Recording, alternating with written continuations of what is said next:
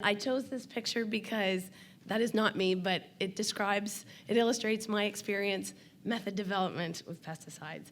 I have a biology background. I had no business being in an analytical lab, but what I lack in experience, I make up for in passion, for sure. So our study site is Prince Edward Island in Canada. I just showed a little map of where we are today and our study site. I grew up in Prince Edward Island, and the yellow star, that's where all my family, friends, nieces, nephews, everyone's still there. PEI, we produce more than 30% of Canada's potatoes, and I always say perspective is everything. So you can see Prince Edward Island there, it's just a tiny little province. The land area compared to the rest of the nation, that's a tall order, 30% of Canada's potatoes. It's a huge order. So meanwhile, cancer incidence in PEI has consistently been about the age-standardized incidence rates have been consistently higher than national rates. The estimates past 2010 are as bleak. I call this the million-dollar question, probably closer to $1 billion question. Do pesticides cause cancer? Causality in terms of toxicology is very difficult to prove. You need a tremendous amount of data. It's easier to prove whether or not something causes a skin burn, a rash, a headache, whatnot, but something that requires, often it takes decades for cancer to develop, it's very difficult to prove causality. But at this time, I took this excerpt from the Canadian Cancer Society. So research to date does not show a definite link, but there's increasingly likely connection with several types of cancers, as well as childhood cancers. So it definitely deserves our attention. So with pesticide toxicology, fortunately, we can't test on humans, but so we first looked to animal models, and a lot of the cancer classifications for pesticides are largely dependent upon results from laboratory studies, but we must extrapolate with caution. I'll give you a more appetizing picture. For example, I'm just going to use chocolate as an example. Let's say that chocolate is just going to market today. We know nothing about its toxicity. We know nothing about short-term effects, whatnot. So it would undergo vigorous toxicology testing. So the first thing that would happen, they would choose an animal model. Now, chocolate contains a compound called theobromine that in certain mammals, it has a toxic effect. So if you were to choose your animal model as a cat or a dog, it's possible that you might find that chocolate appears to be toxic. But the pendulum swings the other way too, because if you look at the LD50 is the lethal dose required to kill 50% of your test population. So for the rat, the LD50 is higher than in humans. So choosing your animal model, it could be, it may give you accurate information, but it also may be very misleading because every species is different. We also use case studies for toxicology information, suicides, murders, accidental exposures. This picture will always haunt me. It was a tragedy that occurred in India in July 2013. There were more than 20 children died when they were fed a school meal, and the oil used to cook the meal was used previously to store an OP insecticide. So more than 20 children died that day. We also use in vitro testing with human cells. So you have a petri dish with the human cells cultured on the plate, and the pesticides are applied to the cells, and basically they're looking for cellular mechanisms and effects. It can help to predict physiological effects, but let's be honest, in a petri dish it's very difficult to replicate the physiological environment. So our first study objective is to complete an exposure characterization in PEI. We'll be doing pesticide analysis on groundwater. I should mention in PEI, the only source of groundwater for the residents is the aquifer. There's no fresh water in PEI. So we're going to do pesticide analysis on groundwater, air. There was a study not long ago, they were doing air sampling in PEI during potato growing season, and they found that chlorothalonil, the #1 pesticide sold and used in PEI, was considered to be ubiquitous in the air during the season. So, and it's also considered a carcinogen, a group 2B carcinogen by the US EPA. We'll also be doing surface water and soil sampling. And we're going to do it at regular intervals. We're going to have, a lot of data for a complete season, not just random testing. We don't want anything to be explained away. We hope to find nothing. That would be fantastic, but I'm very suspicious about the degree of exposure. So we're going to take a look at that. And this will help answer the question, what is the degree and the pathways of pesticide exposure in PEI? Phase 2 of our study, we'll be doing some human biomonitoring. That's where my biology background comes in. We're looking at pesticides and metabolites in blood, urine, and sweat. And this will help answer this question. What is the degree of pesticide disposition in PEI residents? In other words, if we are being exposed to pesticides on a daily basis for decades, are the pesticides staying in our bodies? Where are they going? What's happening? Are they metabolizing? I'll be using the Focus GC ISQ for half of the project. The other half, I'll talk about that, HPLC. And this is our pesticide list. You see the universal carcinogenic symbol.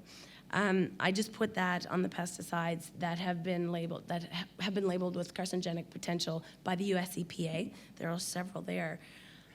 Also, my supervisor is very interested in pesticides that have an NH group because they can react with nitrates and nitrites and potentially form N-nitroso compounds after the fact, which are also carcinogenic. So we're not just worried about what's in there individually, we're worried about the mixture, and we're worried about metabolism itself. Here are some of the metabolites, and there's not a great deal of information out there about the different forms of metabolites, both in the environment and in the human body, so there's a lot of guesswork here, but we're doing our best. ETU is a metabolite of mancozeb and metaram. The top 3 pesticides used in PEI are chlorothalonil, mancozeb, and metaram.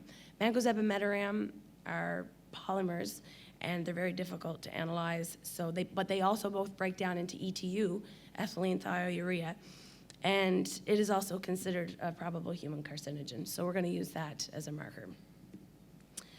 So we have a basic column, 95% dimethylpolysiloxane with 5% phenyl, 30 meters, 0.25 micrometers, 0.25 millimeter, pretty standard.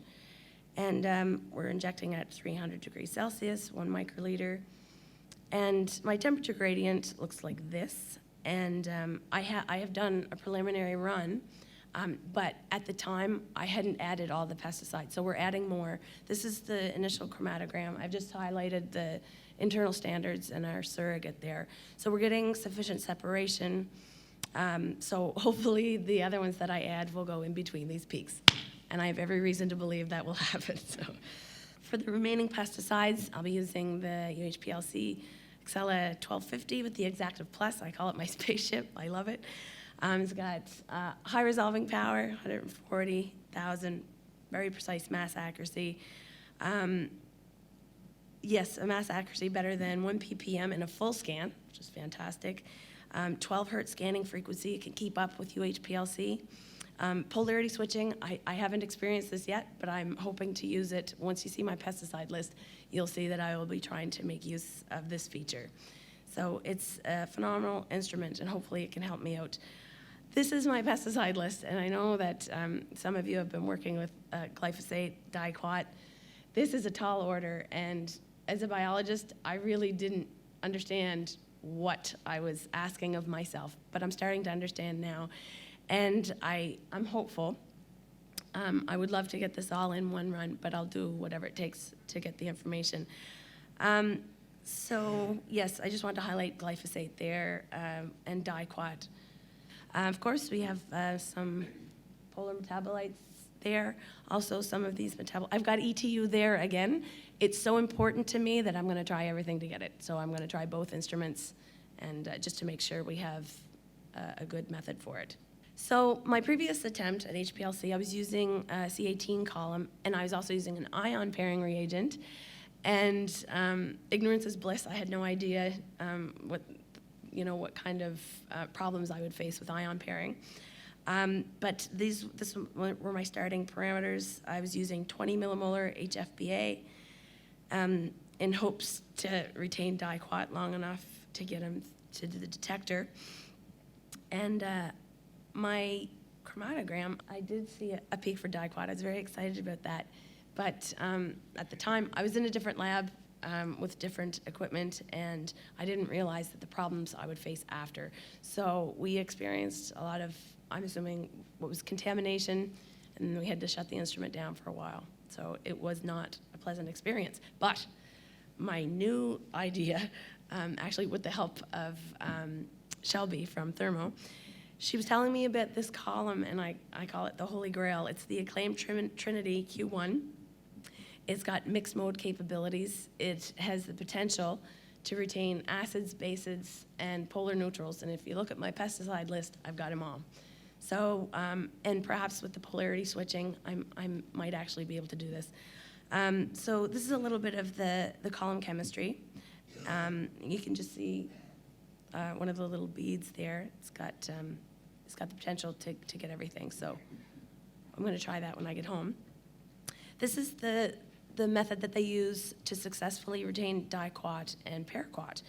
The solvent A is 100 millimolar ammonium acetate, and it's pH adjusted to around 5 with acetic acid. Solvent B, straight up, 100% acetonitrile. They do the 35%, 65% isocratic conditions, and with a flow rate of 0.5 mil per minute. They initially use a column temperature of 30. We just have ambient temperature in our lab, so these are my starting parameters, and I will adjust as I go. So to summarize, as you can see, this is the preliminary stage of a massive project. You can imagine what my talk will be like perhaps next year when I'm looking at sample preparation for all of those different media, you know, the blood, the urine, and the sweat and everything. It's going to be massive, but I'm confident. So once again, we're doing a complete environmental sample analyses, groundwater, air, surface water. We're doing surface water because the fish kills in PEI are historical, with as many as 8 a year. And complete kills, UPEI biologists said that the one in 2012 was the worst he'd seen in 40 years. And they take the kids in the town and restock the water with trout, and then the next year they're all floating again. So it's tragic. And then we're going to look at the biological samples, doing a human biomonitoring study. So I'm very interested in collecting data. Basically, we need more data to connect the dots between whether or not these pesticides are causing cancer in PEI and elsewhere around the world. I cannot thank Thermo enough. Thank you so much for having me. This has been fantastic. Also, I want to thank Dalhousie, Dr. Judy Guernsey there, and John Kim, absolutely amazing people. I'm honored. They're both my supervisors. I love them. Jackie and Eileen and Nathan. This is the most professional picture I could find of Nathan. It's just such an amazing environment, and we're wall-to-wall Thermo Fisher Scientific. It's fantastic. So if you're ever in the area, come and visit. We'd love to have visitors at Herc Lab. And thank you so much.